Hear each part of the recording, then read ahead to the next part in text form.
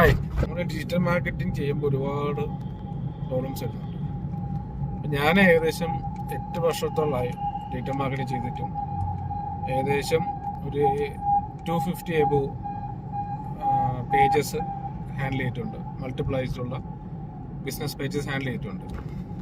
അപ്പോൾ അതിൻ്റെ അനുഭവത്തിൽ പറയണമ്പോഴത്തേക്ക് ഈ ഡിജിറ്റൽ മാർക്കറ്റിനകത്ത് പലരും വിചാരിക്കുന്നത് ഇമ്മീഡിയറ്റ് ആയിട്ട് റിസൾട്ട് കൊണ്ടുവരാൻ പറ്റുമെന്നാണ്. പക്ഷെ അത് ഇമ്മീഡിയറ്റ് ആയിട്ട് കൊണ്ടുവരാൻ പറ്റും. പക്ഷെ നമ്മളത് കൺസിസ്റ്റൻ്റ് ആയിട്ട് നമ്മൾ കണ്ടിന്യൂസ് ആയിട്ട് ഒരു 3 മന്ത് പ്രോപ്പറായിട്ട് ചെയ്യുമ്പോഴാണ് നമുക്ക് 4th മന്ത് തൊട്ട് നമുക്ക് നല്ല രീതിയിൽ റിസൾട്ട് നമ്മൾ ഇൻവെസ്റ്റ് ചെയ്ത പൈസ, അതായത് നമ്മൾ ആഡ്സിന് വേണ്ടി ഇൻവെസ്റ്റ് ചെയ്ത പൈസ നമുക്ക് തിരിച്ച് റിട്ടേൺ കിട്ടി തുടങ്ങുന്നത്.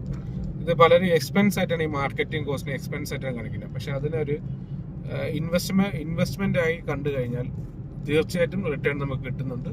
ഒരു 3 മന്ത്സ് നിങ്ങൾ അതിനെന്ത് ചെയ്യുക, കാലാവധി ഒന്ന് വെയിറ്റ് ചെയ്യുക. അതിനൊരു വെയിറ്റ് ചെയ്താൽ മാത്രമാണ് നല്ല രീതിയിൽ റിസൾട്ട് കിട്ടാൻ വേണ്ടത്. അത് എൻ്റെ എക്സ്പീരിയൻസ് എന്ന് ഞാൻ പറയുന്നതാണ്.